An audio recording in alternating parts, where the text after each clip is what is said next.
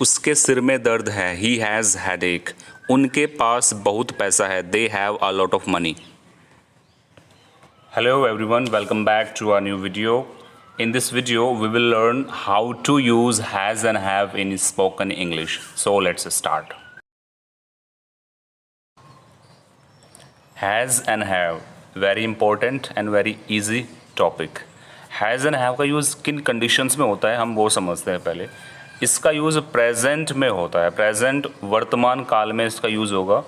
And one more thing, जब non action हो, non action means जहाँ पर कुछ एक्शन वर्ड्स ना आए, जैसे कि हमारे मेन वर्ब्स हो गए पढ़ना, लिखना, दौड़ना, तुलना करना, बढ़ाना, घटाना, कूदना, ये सभी हमारे क्या होगी, एक्शन वर्ड्स होंगे, इनमें एक्शन होता है। लेकिन हम हैज़ एंड हैव का यूज़ कहाँ पर सीख रहे हैं, जहाँ पर नॉन एक्शन हो प्लस प्रेजेंट हो, ये कंडीशन होती है। अब इसकी डेफिनेशन हम देखते हैं। जब भी ओनरशिप की बात हो, जैसे कि कुछ मालिकाना हक के बारे में कहा गया हो, लाइक मेरे पास बहुत सारी ज़मीन है, मैं उसका मालिक हूँ। हमारे पास बहुत सारा पैसा है, उसके पास 2 गाड़ियाँ हैं, इस स्कूल में 4 कमरे हैं। अब समझते हैं थर्ड पॉइंट को। Third point is concern. Concern का मीन्स संबंधित होना या फिर कुछ जुड़ाव होना। लाइक मेरे 5 दोस्त हैं, वो मेरे से संबंधित है, मेरे कंसर्न में हैं, मैं उनका मालिक तो नहीं हुआ ना। मेरे 3 भाई बहन हैं, मैं उनका मालिक नहीं हो सकता, वो मेरे से संबंध में हैं। मेरे दोस्त को बुखार है, उससे कंसर्न है, उससे संबंधित है। इन कंडीशंस में हम हैज़ एंड हैव का यूज़ करेंगे। फर्स्ट क्या थी हमारी ओनरशिप, सेकंड थी हमारी पोजीशन, थर्ड थी हमारी कंसर्न। जब ये सारी कंडीशंस हो तब हम हैज़ एंड हैव का यूज़ करेंगे। अब देखते हैं हैज़ का यूज़ किन सब्जेक्ट्स के साथ में होगा।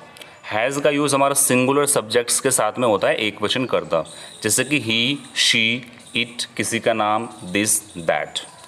अब देखते हैं हैव का यूज़ कहाँ पर होगा। हैव का यूज़ प्लूरल सब्जेक्ट्स यानी कि बहुवचन कर्ता के साथ में होता है, जैसे कि you, we, they, I, these, those, इन सभी के साथ में हैव का यूज़ होगा। अब अफर्मेटिव का रूल देखते हैं। अफर्मेटिव को सकारात्मक बोला जाता है। सबसे पहले सब्जेक्ट आएगा, उसके बाद हैज़ एंड हैव में से कोई एक आएगा अकॉर्डिंग टू सब्जेक्ट, उसके बाद ऑब्जेक्ट या फिर एटसेट्रा। ये हमारा अफर्मेटिव का रूल हुआ। अब देखते हैं हम सेंटेंसेस में इनका यूज़ कैसे होता है। मोस्ट इंपॉर्टेंट, सचिन के पास एक स्कॉर्पियो कार है। सब्जेक्ट हमारा कौन हो गया, सचिन, क्योंकि सचिन की बात हो रही है। Sachin has, Sachin singular subject है तो उसके साथ में हैज़ लगेगा। Then object, Sachin has a Scorpio car. Second one, मेरे पास एक स्मार्टफोन है। आई हैव ए स्मार्टफोन, आई के साथ में हैव का यूज़ हुआ है। सागर की अच्छी बॉडी है, Sagar has a nice body. Sagar is singular subject तो उसके साथ में हैज़ का यूज़ हुआ है। Sachin has a Scorpio car, I have a smartphone, Sagar has a nice body. Let's have a look few another sentences. उसके सिर में दर्द है, ही हैज़ हेडेक। उसको हम ही बोलते हैं और ही सिंगुलर है तो उसमें हैज़ आ गया। उनके पास बहुत पैसा है, they have a lot of money. तुम्हें बुखार है, यू हैव फीवर। अब नेगेटिव सेंटेंसेस का रूल देखते हैं। नेगेटिव को हम नकारात्मक बोलते हैं। सबसे पहले सब्जेक्ट प्लस डज नॉट या फिर डू नॉट में से कोई एक अकॉर्डिंग टू सब्जेक्ट, उसके बाद हैव आएगा, फिर ऑब्जेक्ट एंड एटसेट्रा पार्ट। अब देखिए नेगेटिव में हमारा हैज़ नहीं आएगा, यहाँ पर सिर्फ हैव का यूज़ होगा। हैज़ का यूज़ सिर्फ हमारा अफर्मेटिव तक ही लिमिटेड है। नेगेटिव एंड इंट्रोगेटिव में हम हैव का यूज़ करेंगे।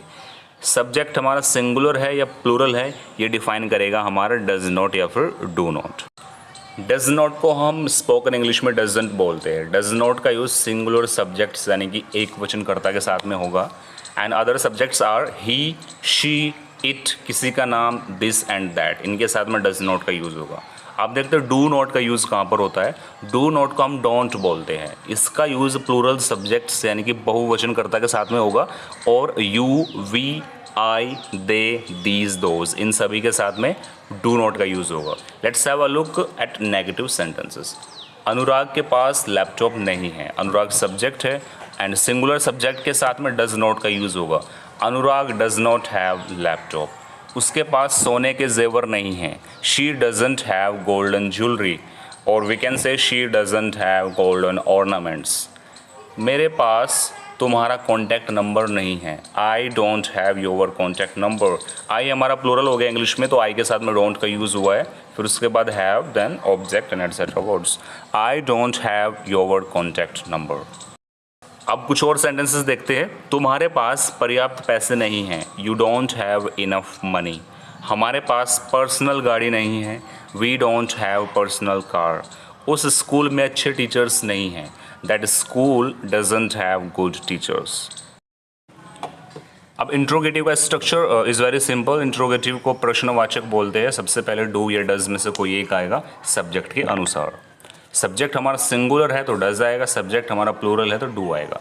फिर हमारा सब्जेक्ट के बाद हैव आएगा और हैव के बाद ऑब्जेक्ट या फिर एटसेट्रा वाला पार्ट। इंट्रोगेटिव में हमने देखा सबसे पहले डू या डज में से कोई एक आएगा। अब देखते हैं डू का यूज़ कहाँ पर होगा। डू का use you, we, I, they, these, those and plural subjects के साथ में होता है।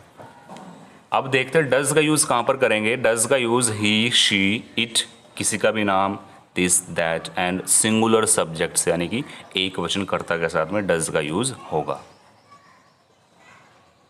Let's have a look few interrogative sentences. क्या उनका दिल्ली में खुद का घर है। Do they have their own house in Delhi. Do हमारा प्लूरल है, सॉरी दे हमारा प्लूरल सब्जेक्ट है तो दे के साथ में हमने डू का यूज़ किया है। क्या तुम्हें मुझसे कोई दिक्कत है। Do you have any problem with me. क्या राखी के पास मेरा एड्रेस है। Does Rakhi have my address. Rakhi यहाँ पर सिंगुलर सब्जेक्ट है तो उसके साथ डज का यूज़ हुआ है। और ऊपर के जो हमारे दो सेंटेंसेस थे उनमें सब्जेक्ट हमारा प्लूरल था तो उनके साथ में हमने डू का यूज़ किया है। एक बार और देखते हैं। Do they have their own house in Delhi. Do you have any problem with me. Does Rakhi have my address. Let's have a look few another sentences. क्या तुम्हारे पास आज टाइम है। Do you have time today. क्या मोहित के पास मेरी notebook है। Does Mohit have my notebook. क्या तुम्हारे भाई को अभी भी बुखार है। Does your brother still have fever. इन सभी सेंटेंस में आप देखिए क्वेश्चन किया जाता है। हम प्रश्न पूछते हैं सब्जेक्ट से, तो तब हमारा डू या डज स्टार्टिंग में आएगा। Do you have time today. Does Mohit have my notebook. Does your brother still have fever. अब हमारा नेक्स्ट स्ट्रक्चर है इंट्रोगेटिव प्लस नेगेटिव, प्रश्नवाचक प्लस नकारात्मक। इसका स्ट्रक्चर होता है डज नॉट या फिर डू नॉट शुरू में आ जाएगा, उसके बाद subject plus have plus object या फिर etcetera. Let's have a look few sentences. क्या किरण के पास स्कूटी नहीं है। Doesn't Kiran have scooty. Kiran यहाँ पर हमारा सिंगुलर सब्जेक्ट है तो उसके साथ में हमने डजंट का यूज़ किया। क्या तुम्हें साइंस में इंटरेस्ट नहीं है। Don't you have interest in science. क्या तुम में तमीज़ नहीं है। Don't you have manners. हमारे सेंटेंसेस थे क्या किरण के पास स्कूटी नहीं है। Doesn't Kiran have scooty. क्या तुम्हें साइंस में इंटरेस्ट नहीं है। Don't you have interest in science. क्या तुम में तमीज़ नहीं है। Don't you have manners. Few sentences. क्या हमारे पास पैसे नहीं हैं। Don't we have money. क्या काजल के पास आधार कार्ड नहीं है। Doesn't Kajal have an Aadhaar card. क्या उसकी सरकारी नौकरी नहीं है। Doesn't she have a government job. यहाँ पर पहले सेंटेंस में हमने देखा कि वी हमारा प्लूरल सब्जेक्ट है तो उसके साथ में डोंट का यूज़ हुआ है। सेकंड सेंटेंस में आप देखेंगे काजल जो है वो सिंगुलर सब्जेक्ट है तो डजंट का यूज़ हुआ है। थर्ड सेंटेंस में क्या उसकी सरकारी नौकरी नहीं है। She is a singular subject तो शी के साथ में हमने डजंट का यूज़ किया है। और आप देखते हैं सभी के साथ में हैव का यूज़ हुआ है। मैंने पहले भी बताया था हैज़ का यूज़ सिर्फ अफर्मेटिव में होता है। अब देखते हैं इंट्रोगेटिव। सेकंड टाइप होता है जिसमें हमारा क्वेश्चन वर्ड स्टार्टिंग में आ जाता है। तो सबसे पहले क्वेश्चन वर्ड आएगा, उसके बाद डू या डज में से कोई एक सब्जेक्ट के अनुसार, फिर उसके बाद हैव, देन ऑब्जेक्ट या फिर एटसेट्रा। Few sentences. तुम्हारी जेब में क्या है। यहाँ पर क्वेश्चन वर्ड आ गया हमारा क्या। अब देखिए क्या यहाँ पर सेंटेंस के बीच में आया है। जब क्या सेंटेंस के बीच में आए तो उसको हम स्टार्टिंग में लिखते हैं वॉट। फिर उसके बाद डू या डज। यू हमारा प्लूरल सब्जेक्ट है तो यहाँ पर डू आएगा। What do you have in your pocket. आज उसकी छुट्टी क्यों है। क्यों यहाँ पर क्वेश्चन वर्ड है, क्यों बीच में आया हिंदी वाले सेंटेंस में। तो जब हम इसके ट्रांसलेशन करेंगे तो क्यों हमारा स्टार्टिंग में आएगा। Y does she have an off today. यहाँ पर शी जो है सिंगुलर सब्जेक्ट है तो उसके साथ में डज का यूज़ हुआ है। Why does she have an off today. Praveen के पास कौन सी कार है। Which car does Praveen have. यहाँ पर देखिए there is a little point to notice. Which car does Praveen have. यहाँ पर आप देखिए विच के बाद सीधा कार आया है, नाउन आया है, लेकिन ऊपर वाले सेंटेंसेस में आप देखेंगे क्वेश्चन वर्ड जो थे वाई और वॉट के साथ में उसके तुरंत बाद डू या डज का यूज़ हुआ है। ऐसा क्यों? कुछ क्वेश्चन वर्ड्स हमारे ऐसे होते हैं जैसे कि विच, होज, हाउ मच, हाउ मैनी, इनके तुरंत बाद जिस भी नाउन का जिक्र हुआ हो वो आता है, उसके बाद डू या डज का यूज़ करते हैं हम। सो ये पॉइंट थोड़ा सा नोटिस करने वाला था। Let's have a look few another sentences. तुम्हारे पास कितनी ज़मीन है? How much land do you have. अब यहाँ पर देखिए हाउ मच के तुरंत बाद लैंड आया है, उसके बाद डू या डज का यूज़ हुआ है। तुम्हारे दोस्त के मुंबई में कितने फ्लैट्स है? How many flats does your friend have in Mumbai. आज तुम्हारे साथ कौन है? Who do you have with you today. इसको आप सिंपल भी बोल सकते थे who is with you today, but अगर हमें हैज़ एंड हैव से ही बनाना है who do you have with you today. Let's have a look few miscellaneous sentences. कुछ मिसलेनियस सेंटेंस है जिसमें हम अफर्मेटिव भी आएंगे, नेगेटिव भी आएंगे एंड इंट्रोगेटिव भी आएंगे। मेरे चाचा के 2 बच्चे हैं। My uncle has 2 children. वो उनसे कंसर्न में है। रवि के 3 भाई बहन हैं। Ravi has 3 siblings. से भी हमारा कंसर्न संबंध है, तो अब यहाँ पर हैज़ एंड हैव का यूज़ हुआ है। तुम में सब्र नहीं है। You don't have patience. तुम में सब्र नहीं है। You don't have patience. Few more miscellaneous sentences. इस पैकेट पर एक्सपायरी डेट नहीं है। This packet doesn't have expiry date. मेरे पास नए कपड़े नहीं हैं। I don't have a new dress. क्या स्कूल में तुम्हारे बहुत सारे दोस्त हैं? Do you have many friends in school. Let's have another look. This packet doesn't have expiry date. I don't have a new dress. Do you have many friends in school. क्या इस बच्चे को खांसी जुकाम है? Does this child have cough and cold. क्या तुम्हें भूलने की बीमारी है? Do you have amnesia.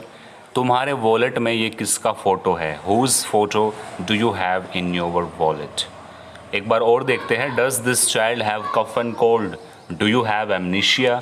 Whose photo do you have in your wallet. So thanks for watching this video lesson. अगर अब भी आपके कोई डाउट्स हो so you can ask me in the comment section below. And अभी आपको सारे rules पता है, अफर्मेटिव, इंट्रोगेटिव, नेगेटिव एट्सेट्रा। अभी आपको कुछ सेंटेंसेस खुद बनाकर प्रैक्टिस करने चाहिए। Still you face any problem, you can ask me any time. So thanks once again, and please do subscribe this channel for more knowledgeable videos.